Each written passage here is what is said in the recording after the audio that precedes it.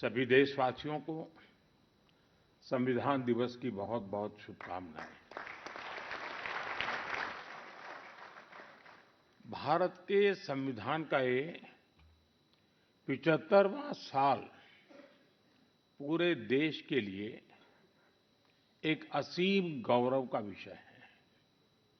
मैं आज भारत के संविधान को, संविधान सभा के सभी सदस्यों को आदरपूर्वक नमन करता हूं। साथियों, हम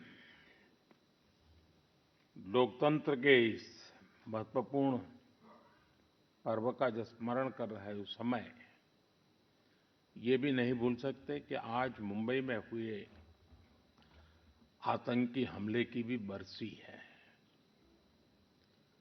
इस हमले में जिन व्यक्तियों का निधन हुआ उन्हें मैं अपनी श्रद्धांजलि देता हूं।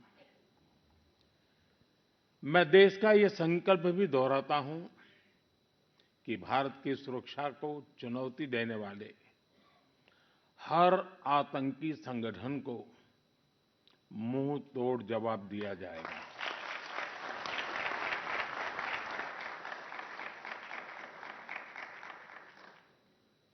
साथियों, संविधान सभा की लंबी बहस के दौरान भारत के गणतांत्रिक भविष्य पर गंभीर चर्चाएं हुई थी। आप सभी उस डिबेट से भलीभांति परिचित हैं और तब बाबा साहब आम्बेडकर ने कहा था, constitution is not a mere lawyer's document. Its spirit is always the spirit of age. जिस स्पिरिट की बात बाबा साहब कहते थे वो बहुत ही अहम है। देश काल परिस्थिति के हिसाब से उचित निर्णय लेकर हम संविधान की समय-समय पर व्याख्या कर सकें, ये प्रावधान हमारे संविधान निर्माताओं ने हमें दिया है। हमारे संविधान निर्माता ये जानते थे कि भारत की आकांक्षाएं, भारत के सपने समय के साथ नई ऊंचाई पर पहुंचेंगे।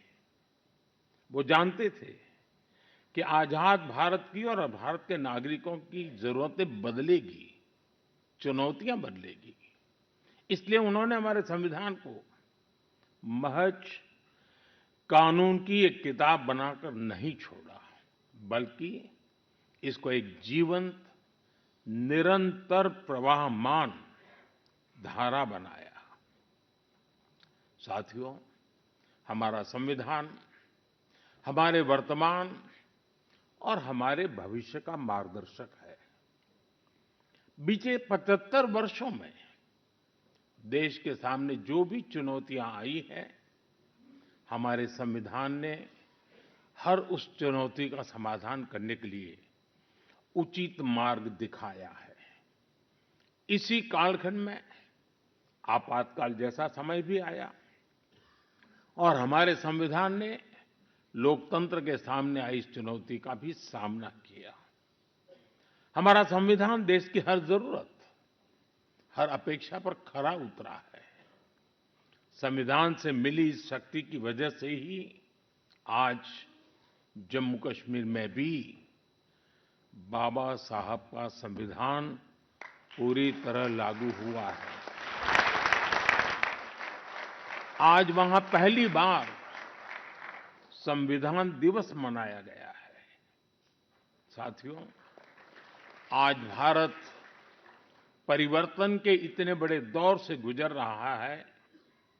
ऐसे अहम समय में भारत का संविधान ही हमें रास्ता दिखा रहा है, हमारे लिए गाइडिंग लाइट बना हुआ है। साथियों, भारत के भविष्य का मार्ग अब बड़े सपनों, बड़े संकल्पों की सिद्धि का है। आज हर देशवासी का एक ही ध्येय है, विकसित भारत का निर्माण। विकसित भारत का मतलब है जहां देश के हर नागरिक को एक क्वालिटी ऑफ लाइफ मिल सके, डिग्निटी ऑफ लाइफ मिल सके। ये सामाजिक न्याय, सोशल जस्टिस का भी बहुत बड़ा माध्यम है और ये संविधान की भी भावना है। इसलिए बीते वर्षों में देश में लोगों के बीच आर्थिक और सामाजिक समानता लाने के लिए कई कदम उठाए गए हैं। बीते 10 वर्षों में 53 करोड़ से ज्यादा ऐसे भारतीयों का बैंक खाता खुला है जो बैंक के दरवाजे तक नहीं पहुंच पाते थे। बीते 10 वर्षों में 4 करोड़ ऐसे भारतीयों को पक्का घर मिला है जो कई कई पीढ़ियों से बेघर थे।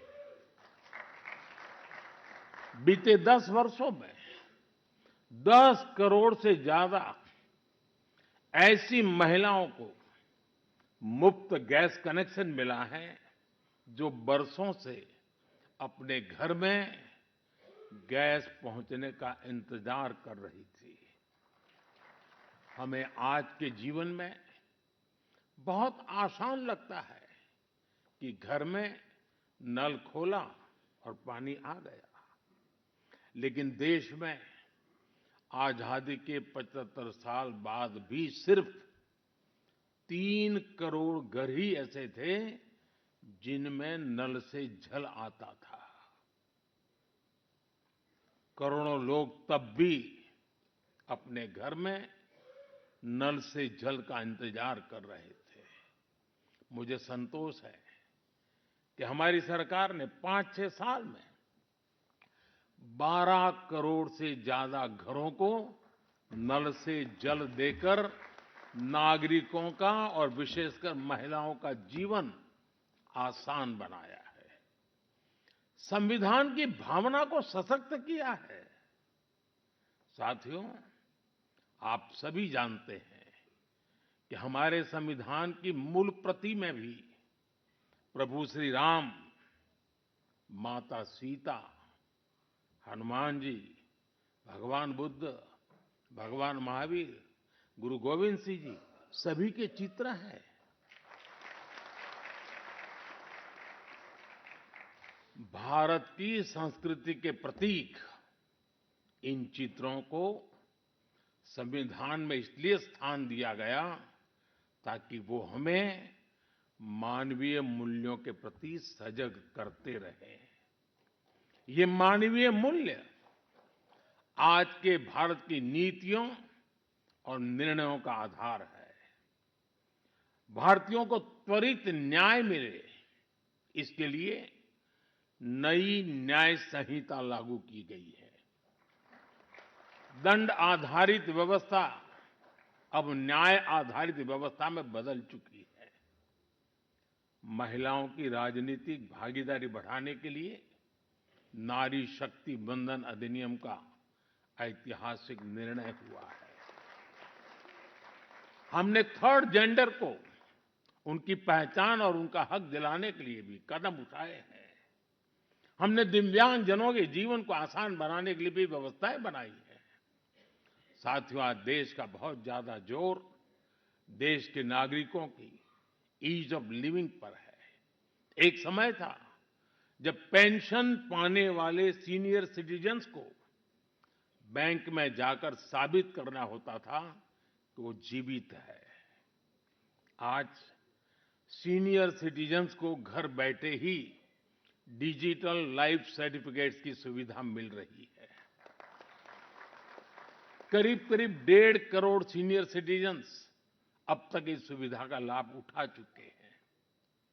आज भारत वो देश है जो हर गरीब परिवार को 5 लाख रुपए तक के मुफ्त इलाज की सुविधा देता है। आज भारत वो देश है जो 70 वर्ष से ऊपर के हर बुजुर्ग को फ्री हेल्थ केयर की सुविधा देता है। देश के हजारों जन औषधि केंद्रों पर आज 80% डिस्काउंट पर सस्ती दवाइयां मिल रही हैं। एक समय में हमारे देश में इम्यूनाइजेशन की कवरेज भी 60% से भी कम थी। करोड़ों बच्चे हर साल टीकाकरण से छूट जाते थे। आज मुझे संतोष है कि अब मिशन इंद्रधनुष की वजह से भारत में इम्यूनाइजेशन की कवरेज 100% पहुंच रही है। आज दूर सुदूर के गांवों में भी समय पर बच्चों का टीकाकरण हो पा रहा है। इन प्रयासों ने गरीबों की, मध्यम वर्ग की बहुत बड़ी चिंता कम की है।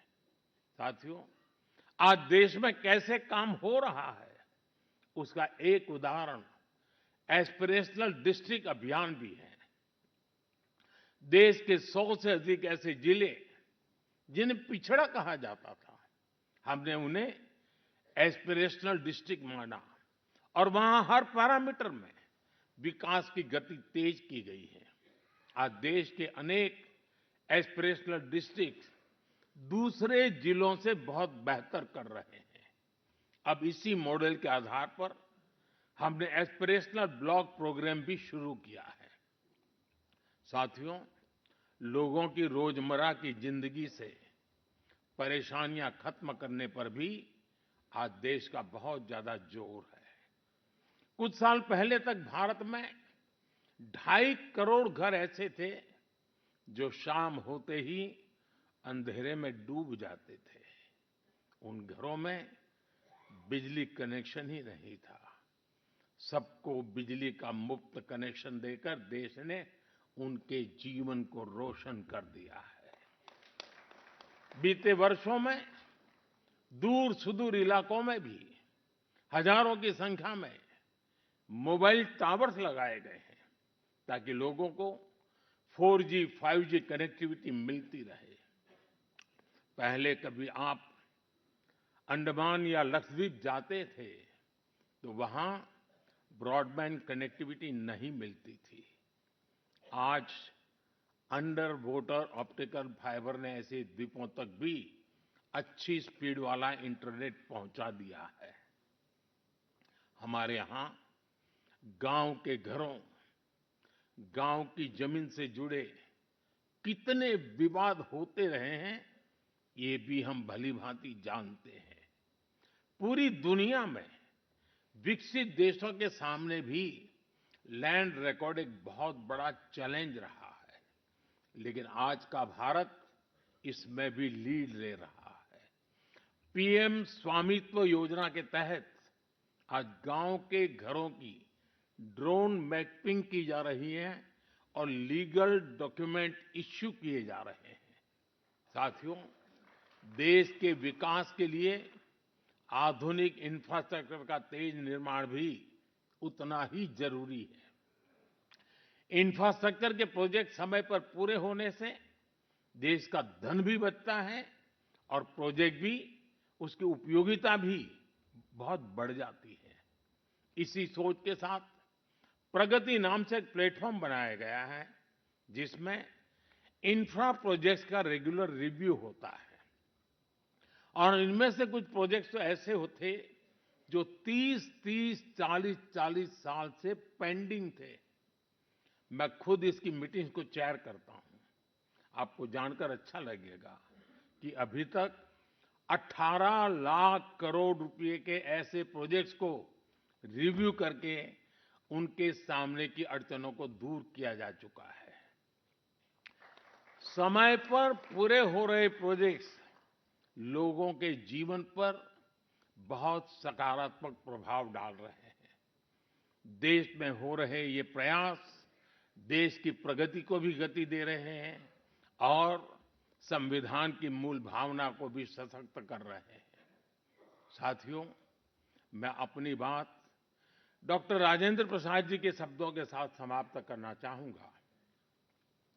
26 नवंबर, आज के ही दिन 1949 में संविधान सभा में अपने समापन भाषण में डॉक्टर राजेंद्र प्रसाद जी ने कहा था, भारत को आज ईमानदार लोगों के एक समूह से ज्यादा कुछ नहीं चाहिए, जो अपने हितों से आगे देश का हित रखेंगे। नेशन फर्स्ट, राष्ट्र सर्वप्रथम की यही भावना भारत के संविधान को आने वाली कई कई सदियों तक जीवंत बनाए रखेगी। संविधान ने मुझे जो काम दिया है, मैंने उसी मर्यादा में रहने का प्रयास किया है। मैंने कोई एनक्रोचमेंट की कोशिश नहीं की है, क्योंकि संविधान ने मुझे वो काम कहा, इसलिए मैंने अपनी मर्यादाओं को संभालते हुए अपनी बात को रखा है। यहाँ तो इशारा ही करना होता है, ज्यादा कुछ कहने की जरूरत नहीं होती है। बहुत बहुत धन्यवाद।